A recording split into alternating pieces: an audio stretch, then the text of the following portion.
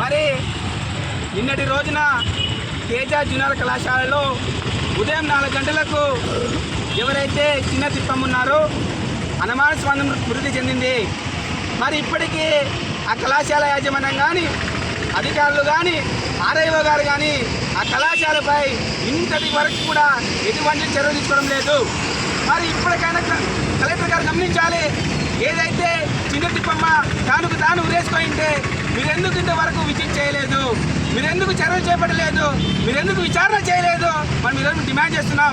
మరి ఏదైతే కలెక్టర్ గారు తక్షణమే ఆర్ఐఓ గారికి ఆదేశాలు ఇచ్చి ఆ కళాశాలపై విచారణ చేసి ఎవరైతే చిన్న తిప్పమ్మకి మరణం కారణమైనటువంటి తేజ కళాశాలని పూర్తిగా రద్దు చేసి మూసేసేంత వరకు ఈ ఉద్యమాన్ని కొనసాగిస్తూ ఉంటాం.